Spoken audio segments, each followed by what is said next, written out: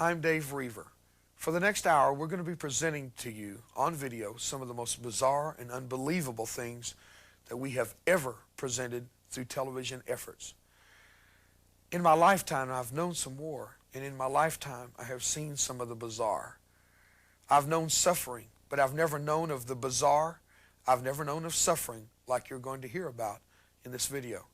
And I certainly promise you this, it is war.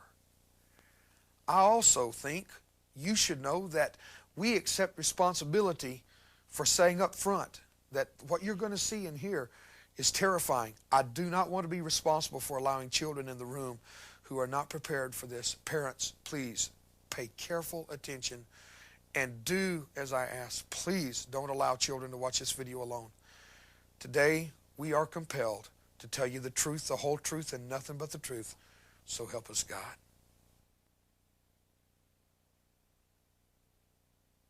I've been out now for 14 years. I've only been able to laugh, and this is a serious statement. I've only been able to laugh out loud for about 10 years now. As people remember these experiences, they gag, they are nauseous, their entire body remembers what it was like to be there, to see this, to participate in this, to have this done to them. It's not a game. They really believe this. They believe Satan is on their side, and they will hurt you. The rituals that we went through are horrendous, are horrifying to anyone on the outside that even dares dream that something like this could take place.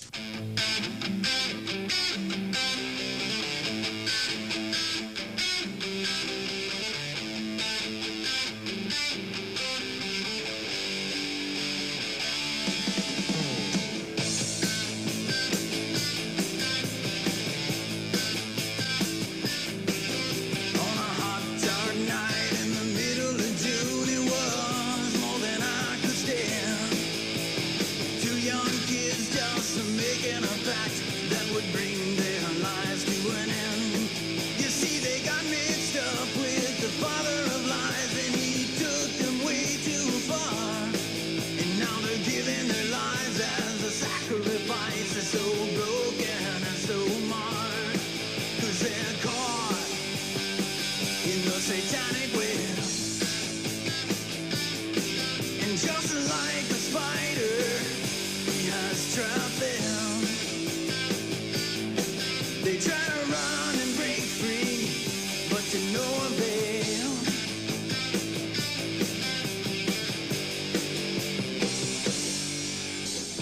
The darkness of Satanism is spreading rapidly today, especially among young people. We see the graffiti symbols everywhere. The evil influences bearing down on teenagers, in the music, and in their lifestyles. The dimensions of this phenomenon have become alarming. In this metroplex, it's my estimate that there's approximately 40,000 practicing Satanists in the metroplex. That does not include pagan organizations, Druids, Wiccans, which are of the right-hand path of witchcraft, not the left-hand path. Dabbling in the occult and its various aspects in this metroplex would have to be over 100,000 individuals. Now that's a conservative estimate. It's not going on in the schools to hear them tell, you know, they're wearing blinders. It's hard to get them to realize it's going on. The teachers are more cooperative because they will call. If they find notes or they hear something going on, they will call us. Our department is getting more involved in the last 8 or 9 months, because we've been getting calls from people that said, we didn't know who to report these things to. There was like 7 or 8 large dogs, Dobermans, Shepherds, that had been killed and hung in a circle, their heads cut, blood drained. And the guy said, well, that happened 6 months ago, but we didn't know who to report it to. 85% of the teenagers in high school in Western Europe have been exposed to hardcore Satanism. That's an unbelievable figure. Here in America, I do not believe those figures are that high, but I would venture to say that 40% of the kids. Most teens involved in Satanism are dabblers. They wear the clothes, try a few rituals, and listen to the heavy metal bands. But some go further. Of these, the self-styled Satanists can be the most dangerous because they never join a cult. They are unpredictable and volatile. Sean Sellers murdered a store clerk for a thrill, then his own parents. Richard Ramirez, convicted as the Night Stalker killer, worked alone in the name of Satan. It took the jury 22 days to find Richard Ramirez guilty of all 13 murders and 30 related felonies he was charged with. Ramirez declined to be present for the verdict. Thus ended the year-long trial of the Texas drifter accused of being the Night Stalker, the serial killer who once terrorized Southern California. All but one of the brutal murders took place in the summer of '85. The killer was dubbed the Night Stalker because he broke into his victims' homes and attacked them while they slept, shooting, stabbing, beating them to death. In some cases, wives were raped after their husbands had been murdered. Victims were robbed, survivors forced to swear to Satan, and sometimes pentagrams, symbols of devil worship, were left behind, scrawled on their bodies. Fear spread throughout Southern California as the death toll reached 13. I'm very upset. It's frightening and I'm scared. Everybody is real edgy. We have diligently tried to lock all the doors and windows. Gun sales doubled. A hunt was launched for the man in the police sketch. And Richard Ramirez was finally captured by an angry mob in an East Los Angeles Hispanic neighborhood. Hail Satan. In court, Ramirez was defiant. A guard said Ramirez posted pictures of a victim in his jail cell, declaring, "There is blood behind the Night Stalker." Defense attorneys said Ramirez was a victim of mistaken identity, but witnesses and fingerprints tied him to the murders and ultimately sealed his conviction. Now the court will decide the fate of Ramirez, whether he's sentenced to death or life in prison.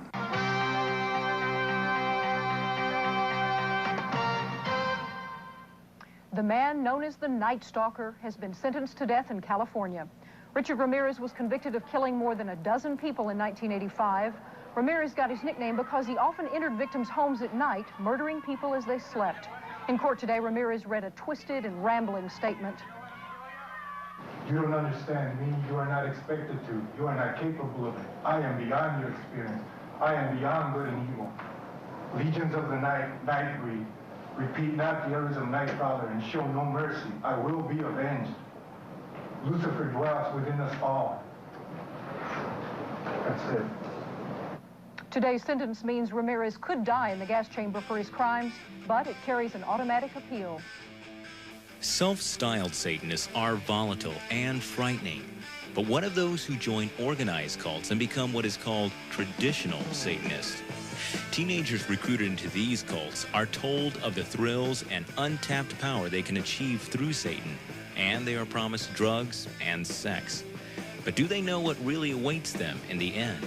Once they get involved with this, they don't get out because they've taken part in so many criminal offenses that they can't just get up and walk away from it.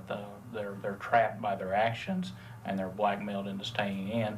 Another thing is that there's a good deal of power. It's an addiction. It's an addiction to evil. We all understand. Let's take it to the practical. For the public schools teachers and counselors that are watching, they understand addiction. They understand how an addiction will move from marijuana to cocaine.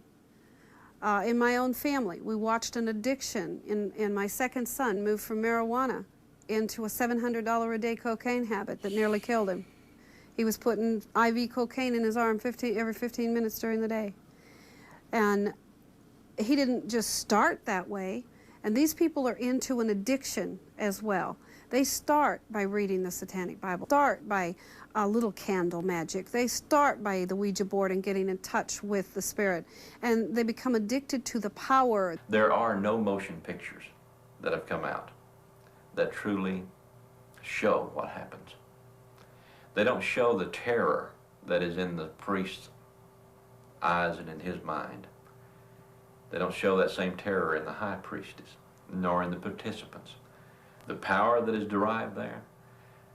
I met with a witch the other day, a high priest of the Wiccan craft, of the craft. And he found out who I had been. And he said, that's a problem I've got right now. He said, I don't have the power to go against people like who you were. He said, Lord, he said, you people could light bonfires and never walk up to it. And I said, that's right. And he said, you could kill me with a thought. And I said, no, with a word. Is that right? I mean, yeah. That's the power that someone who has mastered, who has become an adept in the craft. Now we're talking about a traditional Satanist, not a non-traditional idiot that is playing at this, but somebody that has made this their life's craft. Recently, Dave interviewed Dr. Bob Sloan, a psychologist who's dealing extensively with people trying to escape the terrible after effects of satanic involvement. Each sequence is drawn by a specific person, and I think the pictures illustrate the kinds of things we're talking about. The pictures are also drawn by the patient as they try to remember and try to recall what's happened. So drawing becomes a very important part of getting out and being able to firm up the puzzle that they're trying to put together. So they draw these pictures as a part of their recovery. As you can see here, there are certain steps that are followed. It's not a random kind of thing that they carry out on a whim. There's specific steps that they follow when preparing a small child to be initiated into the cult. They have to do this in this case because the child has been chosen. Oftentimes a baby is chosen for some reason to be the next leader of the clan. In this case, there was a boy who was chosen, and his mother, who herself was a child who was chosen when she was a baby, who is now grown up, now she's an adult, she has a son, she's preparing him. As you can see, the elements he's considered special, and it's the combination, the introduction of pleasure and pain. Here you can see that she is introducing pleasure. At the same time, while she's doing that, she's putting things, objects, maybe a pencil, maybe a heated nail, or some other object that would create pain in him at the same time. As this awareness comes to her, she is in torment. As she looks like she's tried to rub it out. Yes. There's a part of her that said, I don't want to say this, I don't want to admit it. There's another part of her that says, yes, it's the truth, I have done it. How could I? I'm so bad, I'm so evil. My night of baptism and initiation, I was initiated by fire, both physically and spiritual fire. And the spiritual fire is, they summoned a demon forth, and it entered my body and set me on fire from the inside out, that I might know discipline and the power of the coven.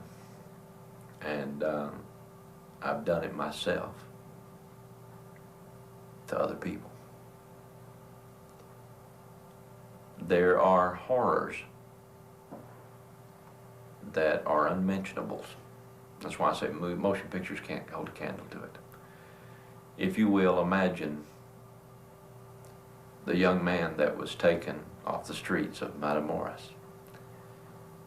He would have been mutilated slowly, that his life force not leave him quickly, but slowly, as to increase the frenzy of the sorcerer committing the act.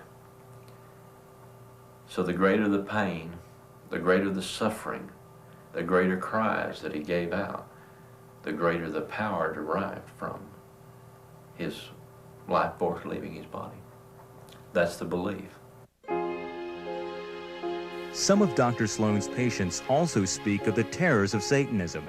These pictures were drawn by adults remembering things they had long ago repressed, things done to them as children when they had been forced to take part in cult rituals.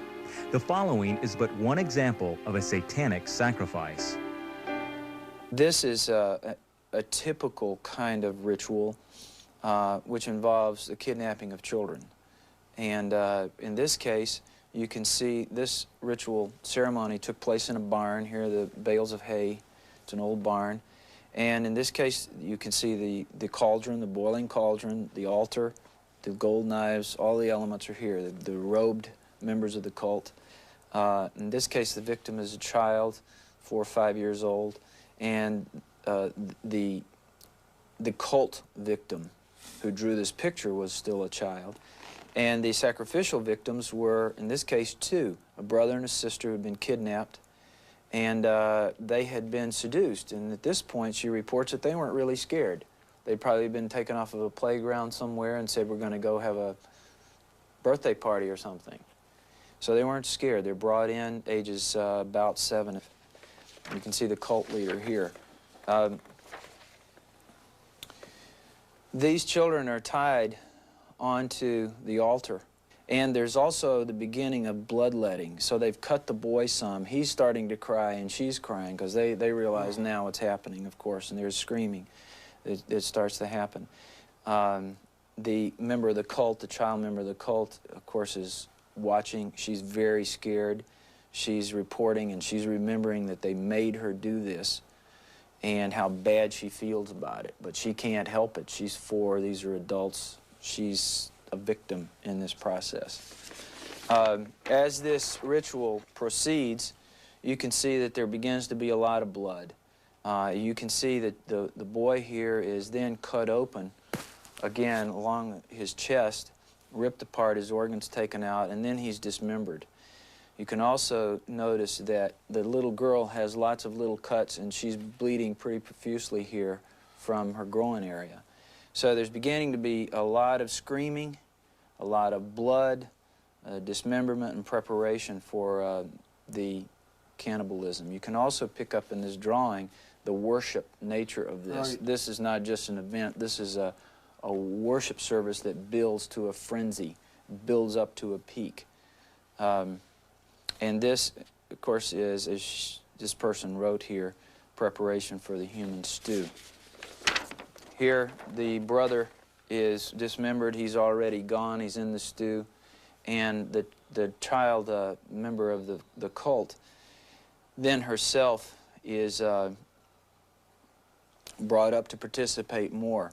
The adult leader is cutting the little girl and killing her ultimately as the child member inserts other objects into the little girl. The element that's not really seen here but written in is the sexual abuse that always precedes the bloodletting. The members of the cult all sexually abuse the victims before the torture and the mutilation begins. This is where the power of pornography in our society begins to play its role. It's the introduction of the bizarre, that pornography begins to be a venting and a letting of urges, and once it starts, it's never satisfied. And pornography is just the introduction. It's the little door to open to the mind. Well, pornography, of course, is an addiction, and pornography, sexual stimulation, it stimulates the same part of the brain, the pleasure center, that cocaine stimulates. It's addictive.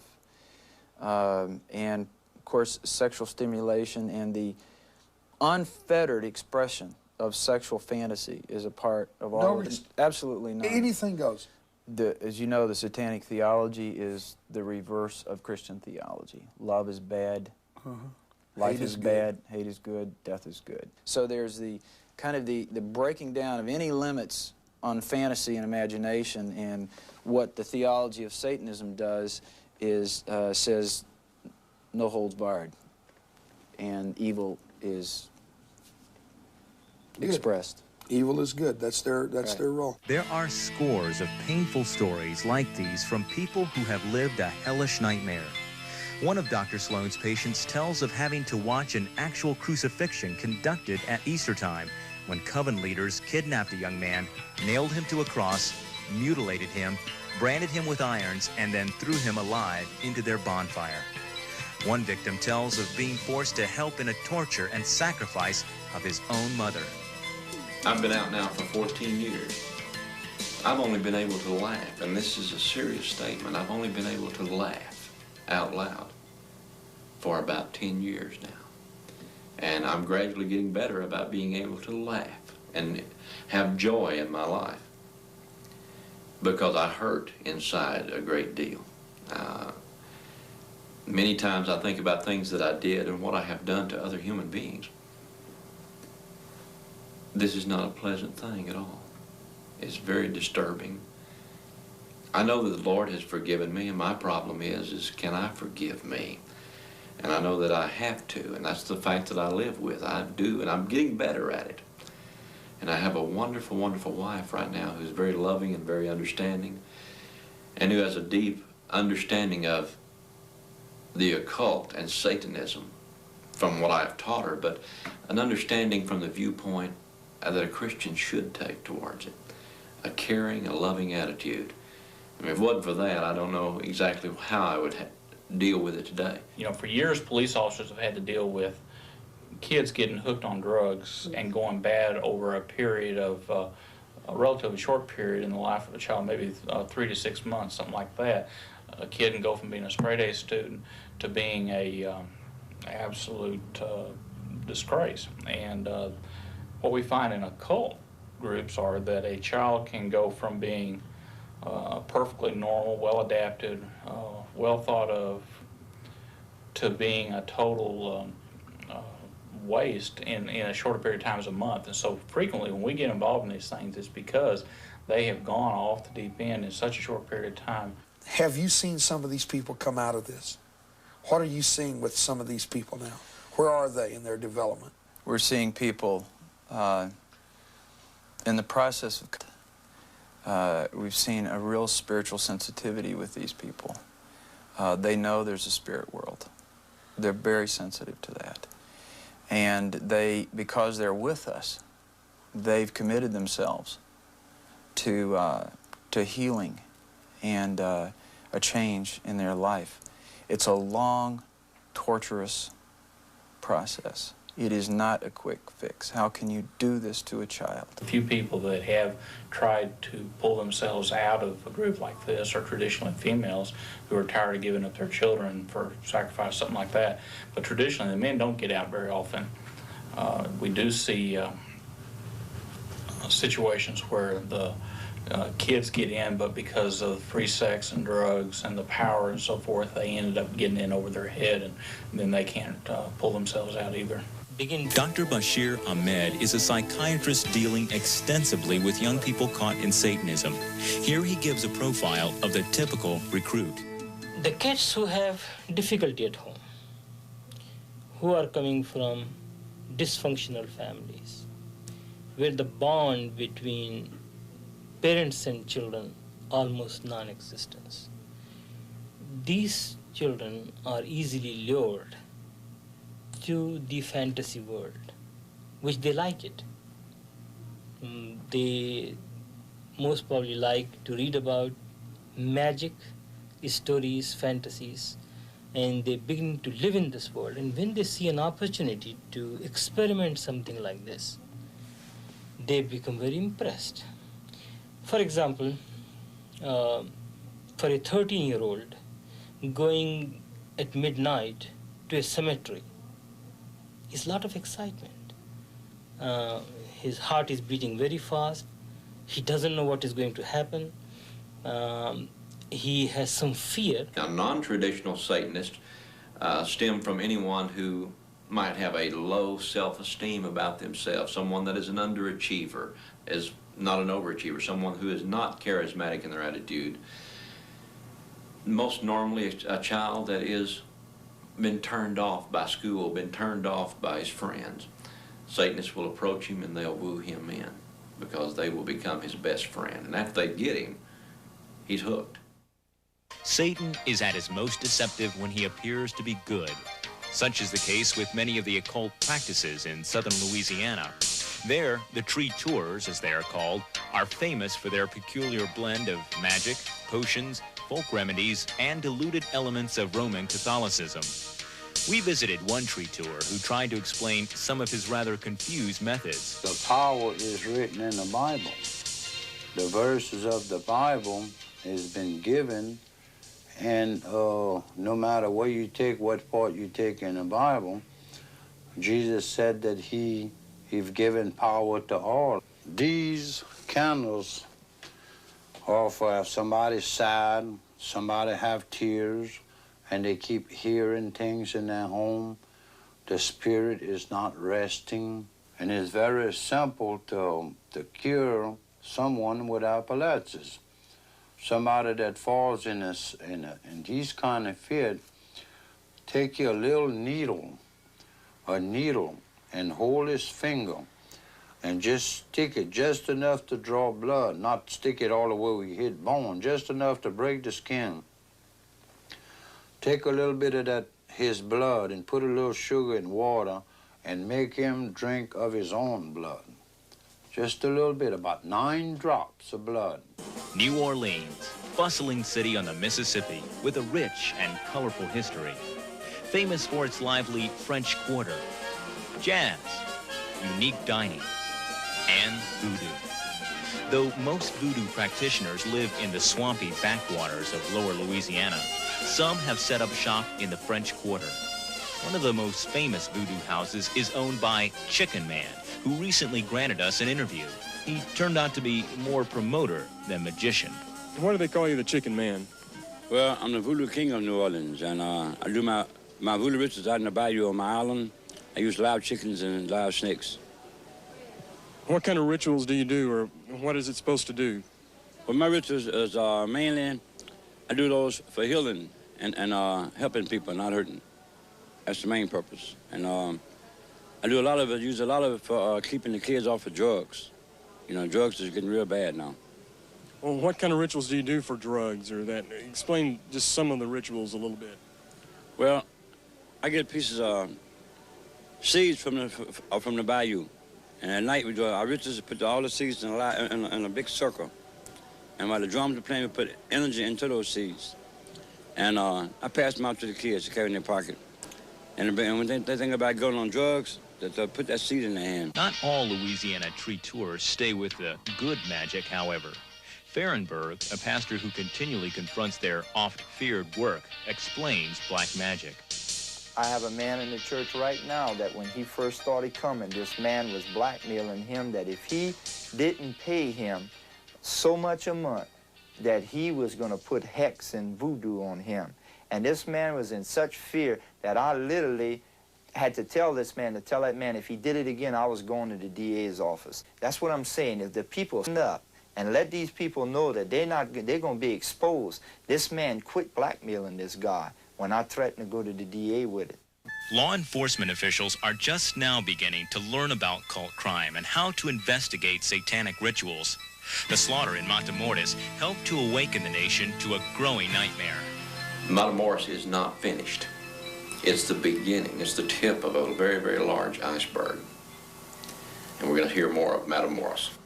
And the lady that was taken into custody, who she claims that she had no foreknowledge of these events and did not participate, I would venture to say she fits the exact profile of being the high priestess of this cult, as well as being the one in complete authority and in charge, not the Godfather. He was under her direct command. I think that our authorities here in the state of Texas have somewhat downplayed and may have missed the boat with her. The Mexican authorities have not missed the boat. They have her keyed in exactly who she is.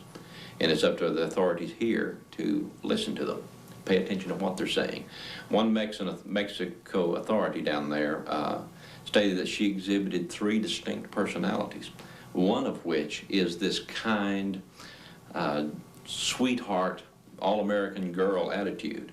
Another one that she exhibited is one that growls and bites and kicks and spits. She exhibits a third one that exhibits tremendous authority and power. That's why I say she probably is. She exhibits the type of personality and the type of demeanor and so forth of an individual that would be in power. People don't want to believe the unbelievable.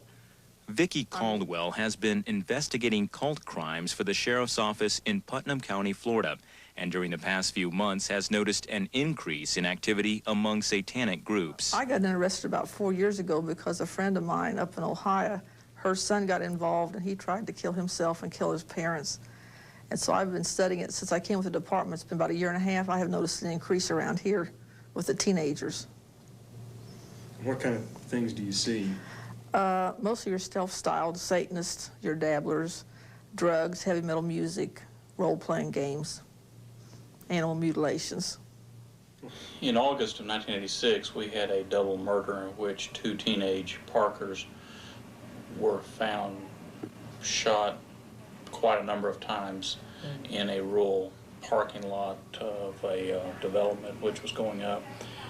At the time of that investigation, we became acquainted with a term called Dungeons and Dragons, and as part of that investigation, we got involved in some of the occult investigations also. Well, part of the problem, number one, is understanding what they're up against. They have pagans, witches, traditional and non-traditional Satanists, as well as skaters. They have skinheads, freaks, pops. They've got everything under the sun that they're not truly understanding the relationships between each and every one of them, as well as which are criminal and which are not criminal. Who's violent, who is not, who can be expected to turn violent. Someone necessarily calling themselves a Satanist isn't necessarily so. It's a new era for law enforcement, just like when drugs started, it was new. Computer crime is new. People are starting now to realize that there is something else out there. A lot of cases are being reopened because of that. Well, I've been a police officer for 15 years, and probably during that entire 15 years, I have seen things which we now label as ritualistic in nature, but never recognized it. One young woman's body was found, what appeared to be a brutal rape case that culminated in the stabbing of the victim, was left by law enforcement agencies that way, with no further clues. However, upon her chest was Z-E-N across her chest in her own blood. It made no sense to them. It made no sense because they're not Satanist. That Z-E-N is the name of a demon, and his name is not Zen, by the way. It is Zad-N, Zadin. And that demonic entity is who she was sacrificed to, and had they known that, it would have led them in the direction of searching for a Satanist. The most frightening fact of all is that Satanists today have encroached into every level of society, a dangerous and unseen force. Lawyers, politicians, police officers, and this is just very shocking at how many police officers, how many officials are actually practicing Satanist. And this is one of the other problems that we have in dealing with the crimes, is the crimes themselves are snuffed out. They're hushed up. Or if a crime is known to be in progress, it's very difficult to get anybody to respond to it because of things that are blocked within the judicial system. By Satanists? By Satanists. These people are in every strata of society. We're talking doctors, we're talking lawyers, we're talking a lot of Christian ministers who preach a sermon perhaps on Sunday morning and are involved in satanic rituals the night before. We're talking elders and Sunday school superintendents. I'm mentioning the cases that I am aware of. And as you've studied this yourself and read the literature, you know that people at every level and every profession, successful business people, psychologists, doctors, law enforcement people, are involved in this kind of thing. It's unnerving. We've had notes written about Satan on walls in schools. You know, that my God's better than your God and all this. We had one note, you're welcome to a bloodbath ritual. Be there at 11:54 for the gatekeeper of hell to appear. Bring your set clothes or black sheets. This is what's going on in basically the schools. Usually, it's very secretive. As far as the kids go, you know, they don't know anything. They haven't done anything. Parents usually think, my kid just going through a phase. Invited to a party, he couldn't believe that it had happened to him. Well, how could someone so nice and someone so cool really wanna be his friend? You see, it started out just talking about power that comes from within. Soon pentagrams, satanic metal jams, and the evil to no end. 'Cause they're caught in the satanic web. And just like a spider, he has trapped them. They try to run and break free, but to no avail.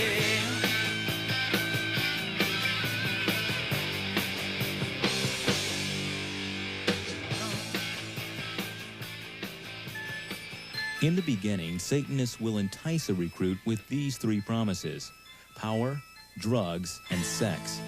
Most teenagers recruited into Satanism are boys, drawn by the violent images and rituals and by the fear they can cause in others. Yet without heavy involvement in drugs, most of these recruits would not be able to go on. Most of the time, like I said, there's drugs involved. Just because you're taking drugs does not necessarily mean you're into Satanism. But 9 times out of 10, Satanists are into drugs. I have not seen in my practice any adolescent who have gone to the cult activity without using drugs. As a non-traditionalist begins to get deeper into drugs and more deeper into his known craft and seeking after the powers, he loses sight of reality completely. You're no longer dealing with human beings as you and I know them. Yvonne Peterson tells this tragic story of one girl who committed a heinous crime in the name of Satan. And I think parents need to hear this, that she needed somebody to talk to, and her parents were too busy. She was the oldest of 6, and she was their babysitter, their dishwasher, and their house cleaner. And they didn't have time for her. I'm going to call her Diane for the book, okay? And that's not a real name, but she was a very intelligent, pretty little girl of 12 years old. She went to a party and she met a young man, which we'll call him Steve, okay? He's 16. And Steve told her he would listen to her and he would pay attention. Now this is not fiction, and this isn't something I read in a book. I sat with this little girl as she cried her eyes out, as she walked through the memories of the past 2 years, the things that she had done to her and had to do to other people. He told her, I'll listen to you. And he gave her a marijuana cigarette. And they went outside and sat under the tree and they talked. And then he began to tell her how pretty she was and how much he needed to be around her and how fascinating she was. And all he did was show love and attention, which every teenager in America craves from their parents. And so if they're not there, then those Satan, well, the average time a father spends with his kids is 3 minutes a day. That's sad. 3 minutes a day. That's incredible. And so he told her, Steve told Diane, I'll take care of you, you know, we'll be boyfriend, girlfriend. And they developed their relationship over the next 6 months. He also developed her drug habit because now she was hooked on cocaine. Okay, at the end of the 6 months, he told her that he was a Satanist priest and that she was being recruited and that she would be initiated into his coven of Satanists. She kept a diary. At one point, she said, "Where has that innocent child gone? Will I ever know her again?" Speaking of herself. Her tragic notes all throughout her diary, both of her spiritual bondage and her physical bondage to the addiction. And she said she would lay in bed at night and she would hear them chanting and calling her back to the circle. And then on August the 1st, 3 years ago, she was led into a cemetery. And if I might have your permission, I'd like to read from her hand the memories of that night. Please do. I found out that we were having our cult ceremony in the cemetery. That wasn't as shocking as when I found out that Steve and me were going to be married into the cult. Anyway, it was fantastic. The moon was perfectly round and it wasn't even cold. By the black candles, which were primarily used for light, we went through the ceremony of eternal slavery to each other. We cut our tongues and we let the blood pour into each other's mouths. It was nirvana. We were one blood, one being. Rosalie passed the sacred vial around and we performed the ritual of extending ourselves. Bright colors and lightning flashed streaks through the sky. Sometimes the colors exploded like rockets on the 4th of July, both in and out of our head. When the chanting started, they brought in a little baby.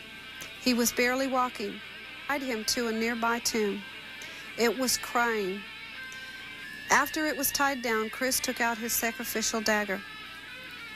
I held back the baby's head while he cut it from the base of its neck down to its waistline and across the stomach. The baby was still alive, so I broke its neck by just about twisting it off. I hate myself so bad now. I helped in the killing of a baby. Animals made me sick enough and made me feel quite horrible. But a baby, my God, that was someone's child. I know now that I am truly horrible. No punishment I have ever had in the past could even begin to measure the type of punishment I need. I wish it could have been me they killed. My life isn't worth anything anymore. I've taken away someone's right to live. She's 14. And I mainlined with Satan when I was 21 years of age. And I came out at age 28. But I was a Satanist high priest for 4 years. Now, during that particular time period, I remember very little as far as details are concerned. I don't remember even graduating from high school, although I know I did. Why don't I remember it is the fact that drugs were involved and the need to escape, the need a person has to escape the realities of what they have been involved in. And I took what I called clean drugs. They were pharmaceuticals. Not that it really matters any, but I was hooked on Percodan, Valiums, Libriums, and just plain alcohol. I would take an average of 60 to 80 milligrams of Valium in a day's time with about 40 milligrams of Percodan and wash it all down that night with 2 or 3 vodka Collins. I was a functional addict. Drugs, sex, power.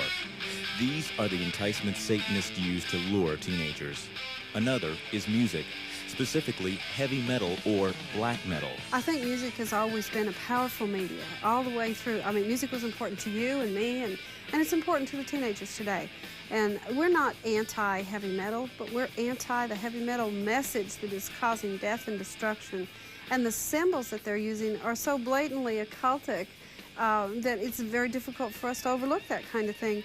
For instance, if we take the album cover from Slayer's album, Rain and Blood, it depicts a message to young people that maybe consciously they don't receive, but subconsciously they're receiving this message. On the front of this album cover, Satan is depicted as a goat, which is very familiar to the Satanists. They know that that would be, the goat would represent Satan. And he is seated on a wooden throne. And the throne is being supported by 2 people. Now, in the hand of this goat is a decapitated head. And of course, we're finding decapitated bodies all over America, and that is a common way for a Satanist ritual to occur, is to do the decapitation. And so he's holding this decapitated head, which emphasizes the bloodletting ritual and the murder. And then the throne is lifted up and being carried on the shoulders of 2 men. The man in the foreground is wearing a mitred hat, which we know to be the hat of a pope. And so that man represents organized religion or the church.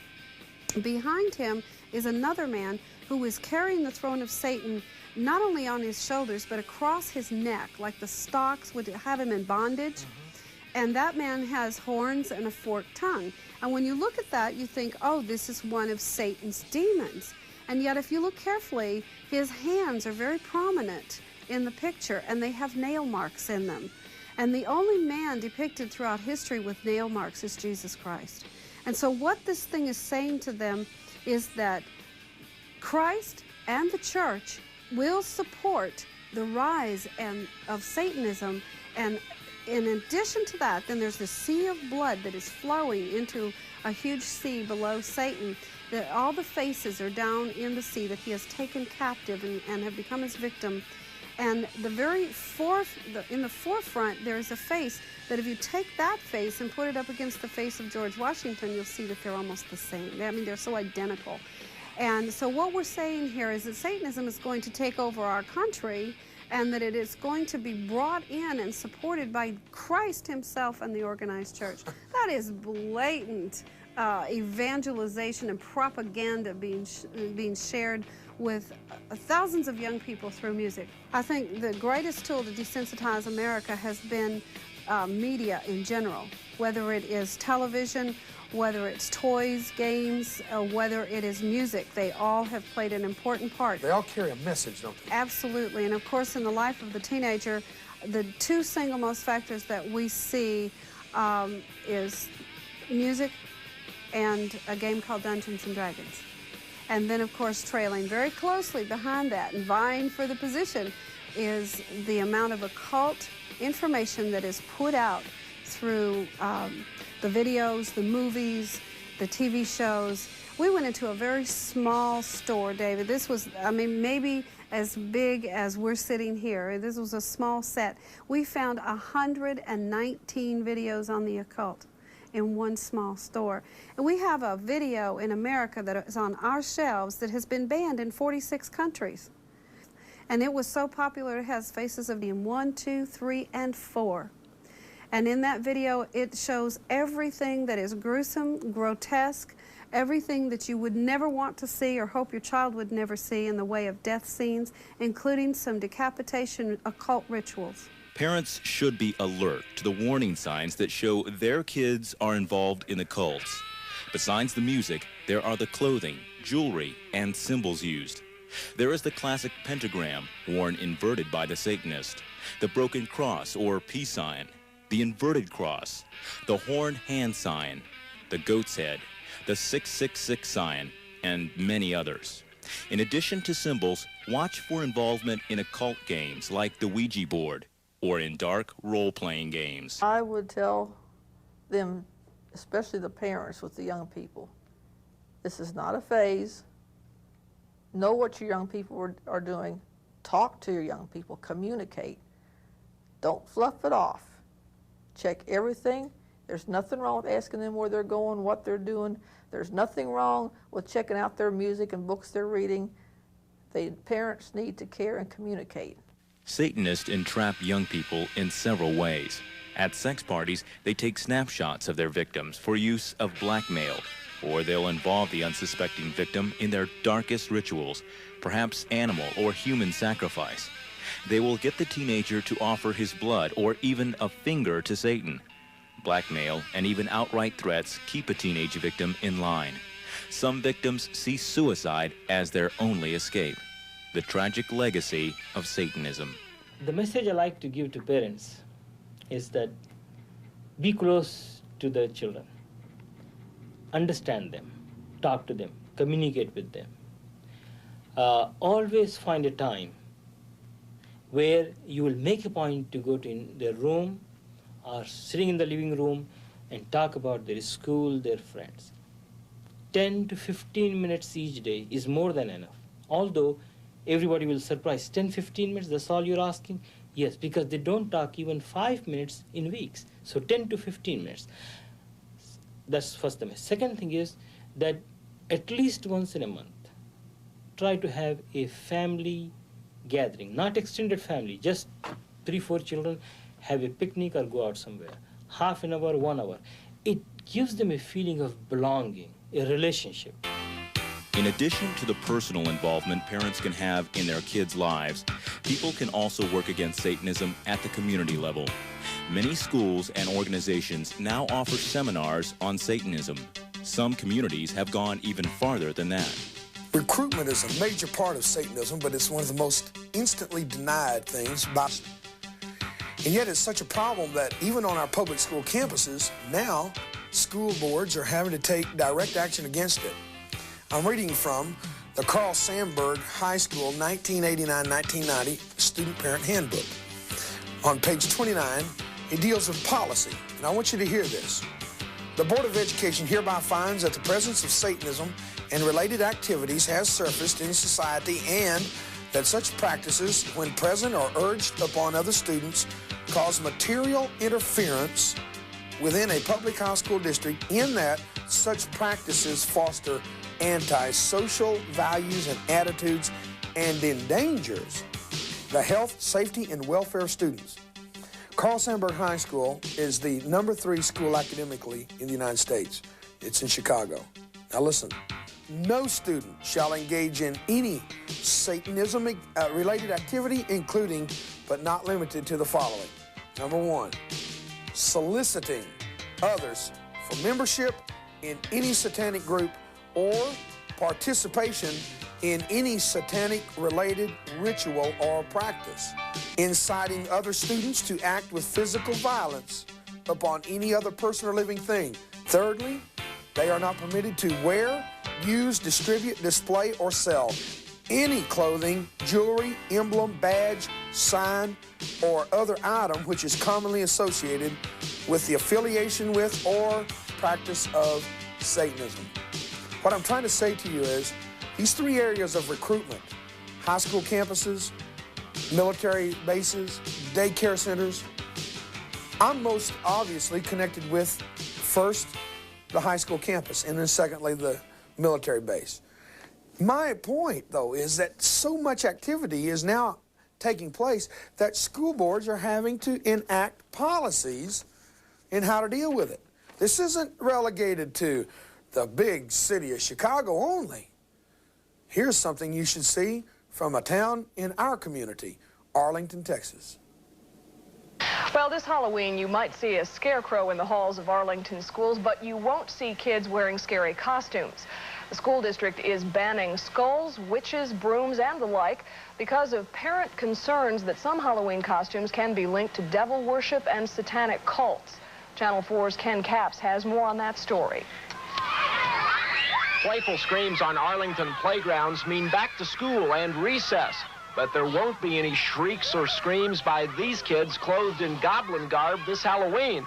Ghosts and skeletons and other scary characters are expelled. And when you see children in elementary levels coming with Freddy Krueger and their fingers have the knives or whatever he has, and the grossness of the costumes, we thought we can do better than that. Atherton Principal Shirley Cole has her kids decorating a school display area with pressed leaves and a stuffed scarecrow. Autumn, not Halloween, will be emphasized. Kids in Arlington will still dress up on October 31st, but they'll be playing the parts of their favorite book characters. October is book month. Which will do two things. It'll give those children an opportunity to dress in costume, but it also will encourage them to read. Satan exacts an agonizing toll in the lives of those who are trapped and in the lives of those who help them escape. Yet those we have interviewed expressed a profound hope for those who want to escape. You have your rehabilitation and your counselors, but it's going to take something stronger in some of these cases. And a good old-fashioned prayer meeting wouldn't hurt anything. There's hope for me, there's hope for everyone. I don't care what the situation. So the number one importance is the cohesive relationship among the family members. In the kid who has some belief in God, I think he is much more protected. Because there's a God and because there's a cross, there's hope. And that's not a second-handed hope. I had a choice to make, and I chose life. I knew I was about to die and that I was going to hell. What the Satanist is looking for in the long term, he's looking for God. He's looking for that thing that he can worship. And until he finds it, until he gets reconciliation with what he's looking for, then there is no freedom.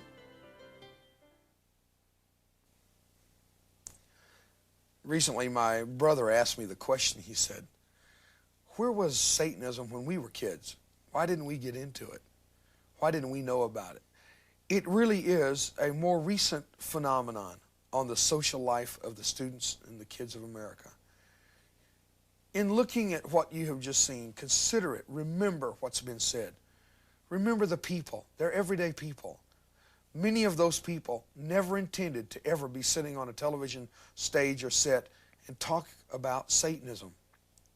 We've done our best in researching these people to qualify both their character and their claims. We believe in them, that they've been honest with you and with us. I've asked my brother to join me and give a few of his thoughts on what he's seen. A man I hold in great esteem. He's general manager of this corporation, and when we went into this thing together, we didn't go into it foolishly or with some kind of entertainment in mind. We went in with a cause. Al Reaver, I'm glad you're with me.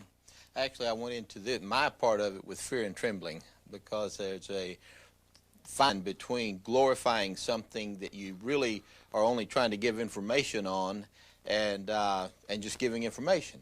And I feel like that our television department has done a good job in staying on the right side of that line. I'm sure that there are some who have watched the video and they have a question in the back of their mind, and they're saying to themselves, does this prove the existence of Satan? Well, see, that's not the question that we were approaching. That's not what we were trying to do. We weren't trying to prove anything. Yeah. What we were trying to do, and I feel have accomplished, is we have shown that Satanism is very real. The consequences of Satanism are very real. There are really hurting people because of the presence and the activities of Satanism. Now, where a person goes with that is something that they're going to have to deal with internally.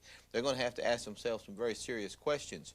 But the signs, the evidences, the things that are going on around, and especially on high school campuses, things that I've seen where normally I just drive onto a school campus, you know, and let my teenager out and drive off. The other day I drove onto the campus and I looked over, and under a tree was a large group of young people, all of them, every single one of them dressed in black. And I thought, there's no reason for that unless, you know, and then it clicked. There's probably something going on. Did you know, Dave, I watched it over a period of days, and one day as I drove by, I saw two boys there fighting. Everybody just standing there looking, just grinning. And when I say fighting, I don't mean just kind of hugging and rolling around in the dirt. One of them was holding the other one's jacket over his head and was kicking him in the stomach. It was vicious, it was cruel, and it went exactly in line. I slowed down, almost came to a stop to see if there was anything to do, and he let the boy go, and the boy took off running. But just to see and know what is happening on our high school campuses ought to put the fear into people, and enough to start to take some action. Well, our campuses are beginning to be more violent than they've ever been. There's more at stake than there's ever been. I think today we have, through this video, shared with you what we see as the trends, some consequences. I don't think we're prepared for it in America. We don't have all the answers. I don't know if we gave you enough answers to really help, but at least we have tried to do something to bring an awareness of what many people, especially those on the fringes of Satanism, are denying exists. They're saying there is no such thing. Ask those families of 15 dead people in Matamoros. Ask the families of the Night Stalker's victims. It's very real. Are you prepared for it? I'm Dave Reaver. Thank you for being part of this program today.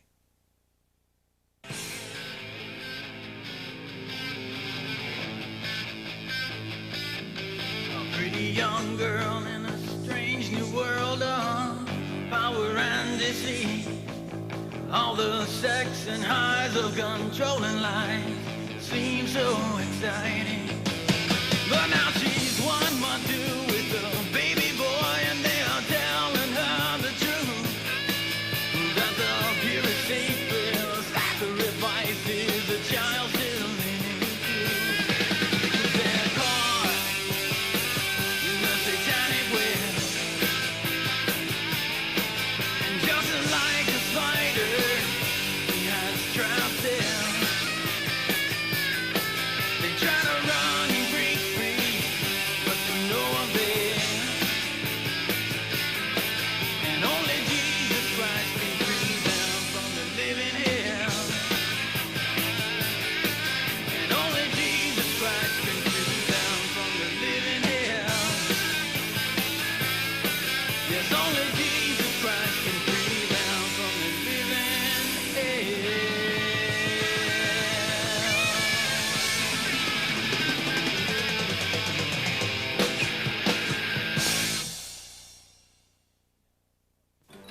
Now,